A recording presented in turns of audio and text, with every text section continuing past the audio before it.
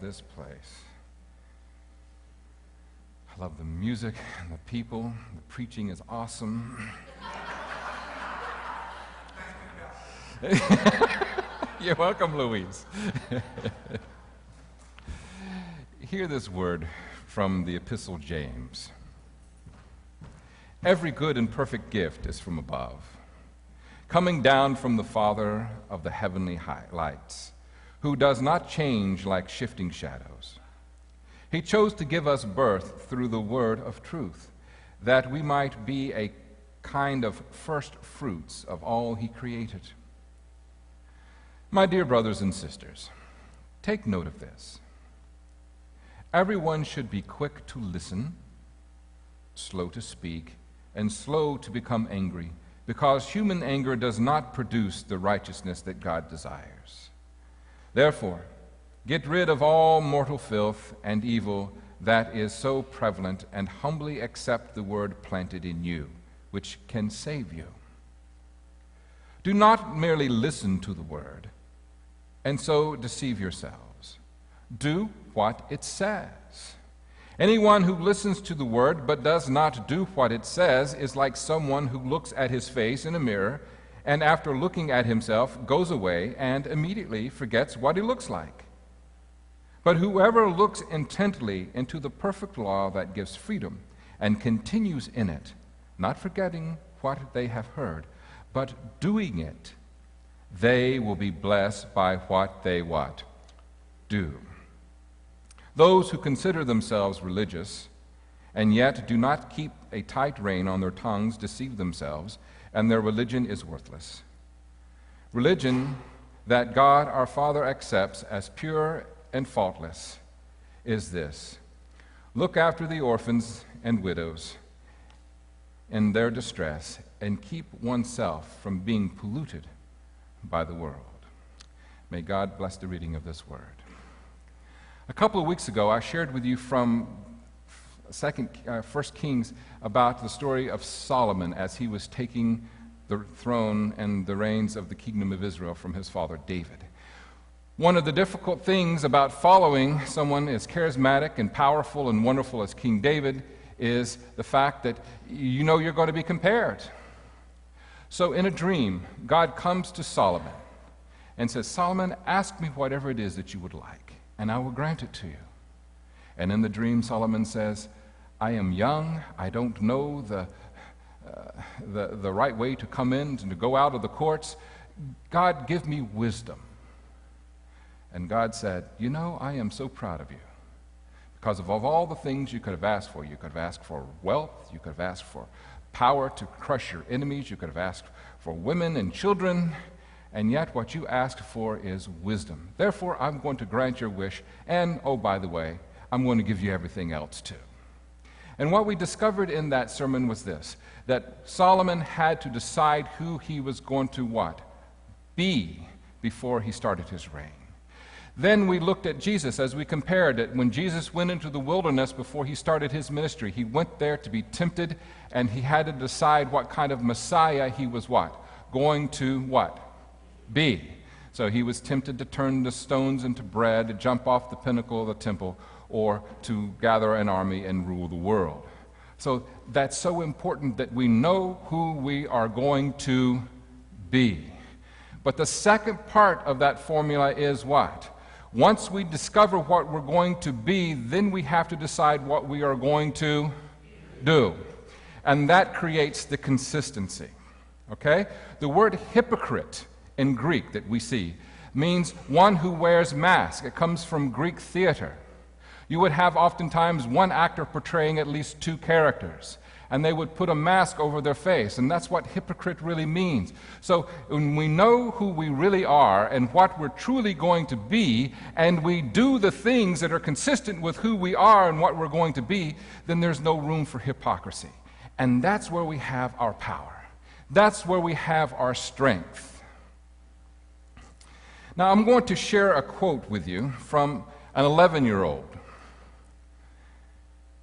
And this young man has always been extremely sensitive to God and God issues. He doesn't live here right now. He and his family moved to South Carolina. But how many of you remember the Dagans, Janelle and Rusty, okay, and Russ? Their son, Rusty. This is something that he said recently, and I quote it exactly like he said it. And what I love about this is in the way he said it, it twists and turns it in such a way that it makes me think, and I hope it makes you think as well. So here's what he said. I am exactly who God chose to be me. I am exactly who God chose to be me. What I find so fascinating in that is in his 11-year-old mind, he somehow is making that deep spiritual connection. That when I am being exactly who I am being, I am at the same time being the God image in me. Does that make sense? That's why it's so important. Look, when you're growing up, all your life you have somebody defining you. Your parents defining you. And usually that definition starts with the word no. That's right?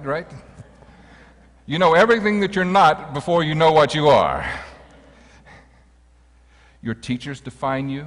Your coaches define you. Your culture defines you. Your music defines you. And then once you get to college, hopefully you start discovering who you are within your own mind. And once you graduate and get in the world, then it's so important that you know who you are. And be very clear about it. And then go about your life determining how you're going to do these things. So the formula is be, do, and have. If you focus on the be and the do, the have takes care of itself. Many of us do just the opposite. If I had $1 million, I could do these things and I could be this kind of person. It's just the opposite. That's a big fat lie. Be, do, have. And know that your salvation is having the consistency of being the person that God made me be. Let me read his quote again. I am exactly who God chose to be me. You are exactly who God chose to be you. One of the reasons why I also think it's important that we add the do to the be is this, is that that's where our power is to create change in our own lives and our own families and our own communities in the world around us. When we moved from our historic town church, where we had a lot of our identity around that location, and we came here, we spent a couple of years in no man's land. We forgot who we were because we were trying to mold ourselves into an image we thought the community needed us to be. When we decided to define clearly who we were going to be and then how we were going to do that, this whole church changed, and it's been about 2 years ago. And this is a powerful place right now, and we're doing incredibly powerful ministry. In order to fulfill the do part of who we decided we're going to be, we decided we are a church that is extremely gifted in hospitality. And we love to not only embrace people and welcome them, but to nurture them. And within this place also is this incredible power to heal wounded souls and give them the place to regain their strength, to help them to find their way, and then to give them the space to do it, at the same time watching closely. I kind of liken it to like teaching your kid how to ride a bike. You remember when your parent used to hold the seat while you were riding? And then once they let it go, and you're pedaling this, you're doing great, and then of course when you realize they no longer were held on the seat, you wobbled and hopefully fell in the grass. But that's why this church has an amazing intuitive ability to be involved and connected and minister to you at the same time not getting in your business.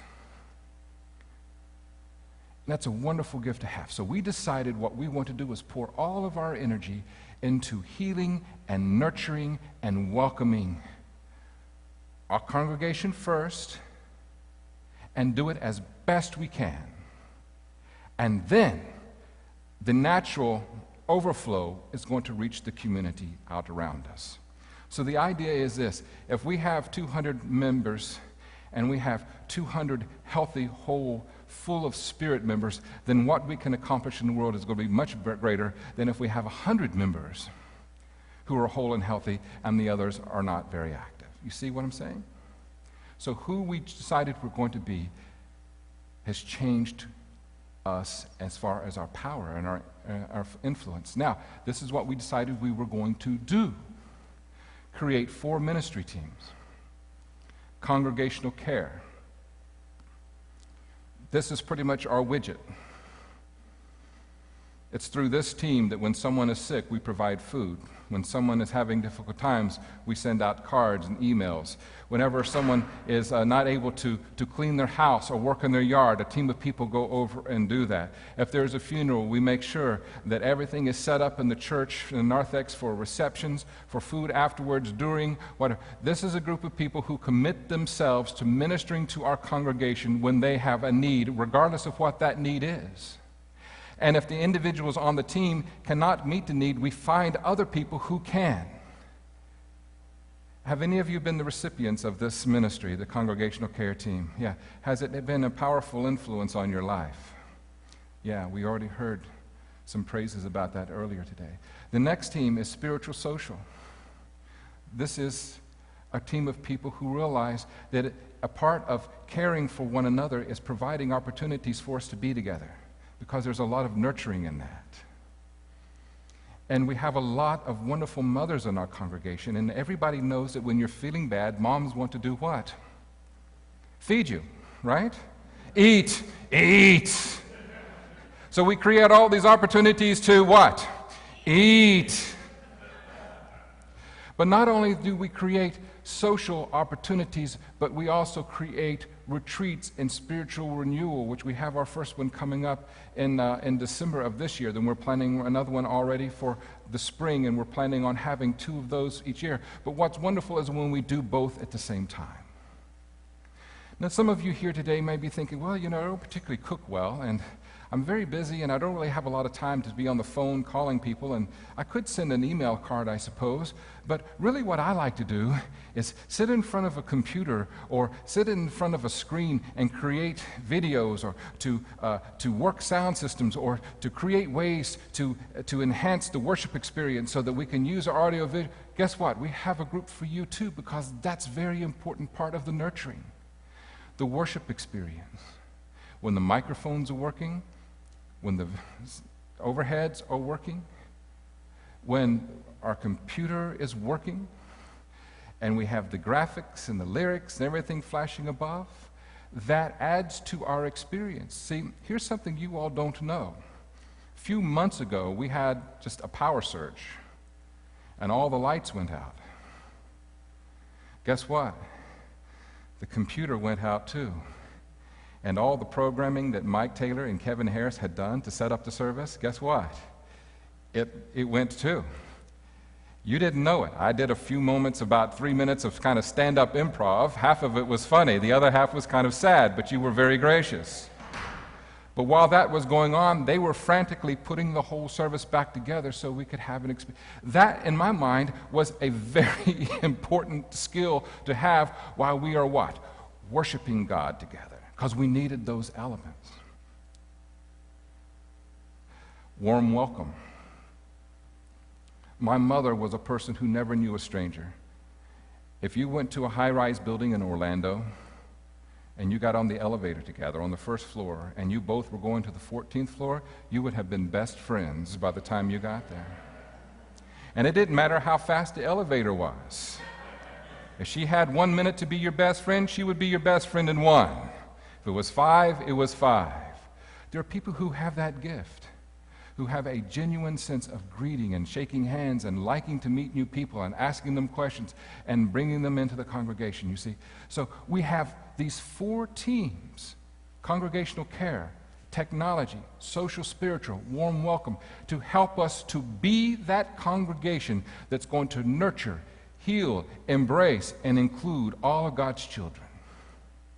And all of those teams are so important. And what my hope and my prayer is this for you today. Many of you are already serving on one of these teams, but some of you now know clearly who you need to be, because I asked you to do that a couple of weeks ago, and I saw you all writing down. So I'm assuming everybody's done that task. Well, when you start listing the things that you need to do any of those 4 teams incorporate the things you need to do? Because it's not enough to be hearers of the word, but what?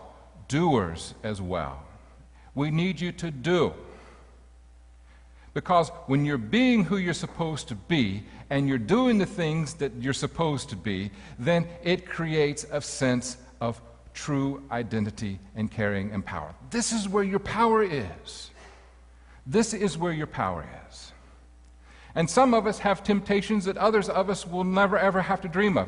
I remember seeing a documentary on kids who inherited incredible wealth.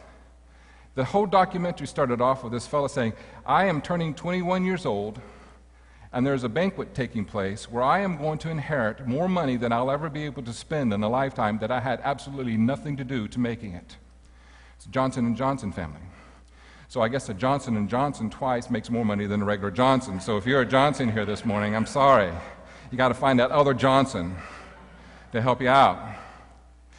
But I remember they were interviewing the guy whose father had never ever worked a day in his life.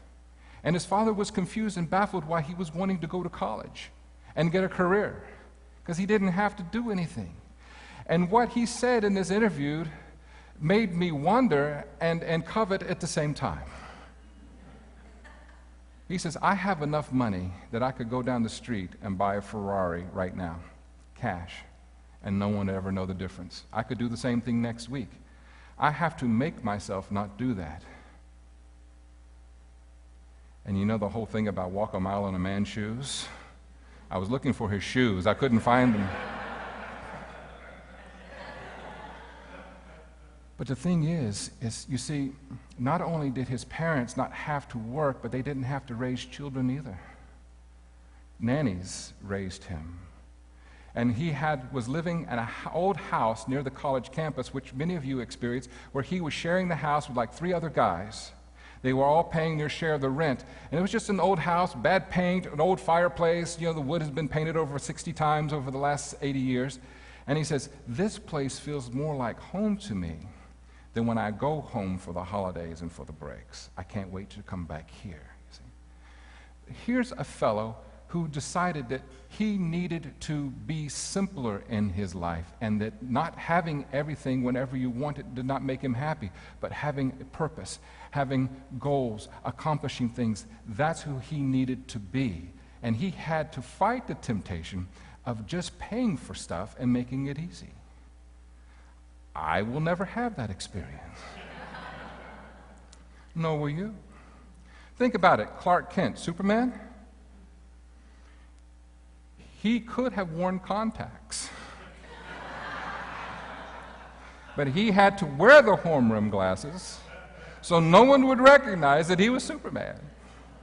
I know that had to be tough when you could wear contacts and you choose big horn-rimmed glasses. But I'm even looking at Jesus. Jesus had temptations that you and I will never know. I can never ever, nor will I ever be tempted in real life, maybe in the virtual world, but in real life to rule the world. I know that there are some people who aspire to such things. It usually ends badly for everyone. But I'll never have that temptation. When I'm hungry, the ultimate fast food is turning a rock into bread.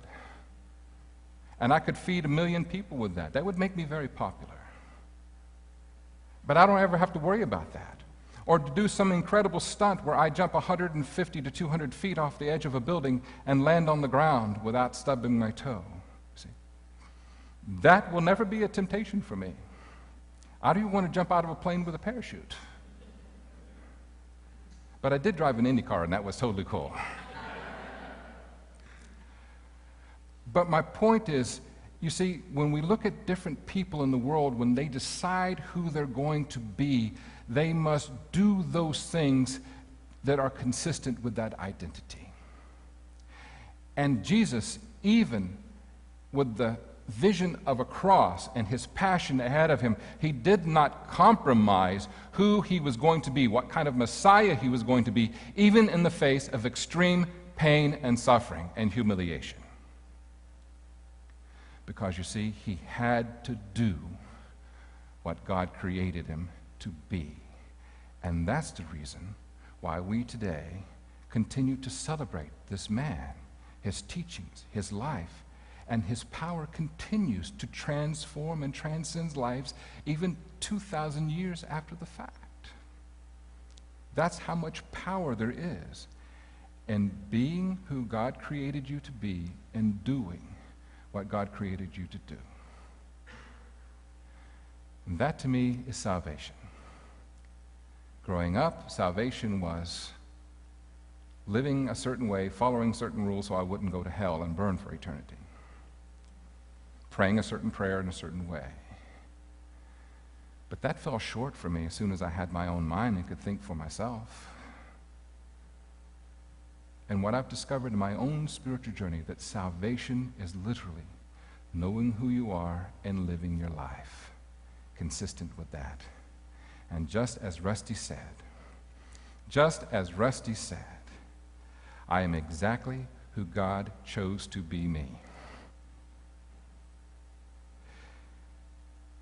And not only does knowing who we are and what we're going to do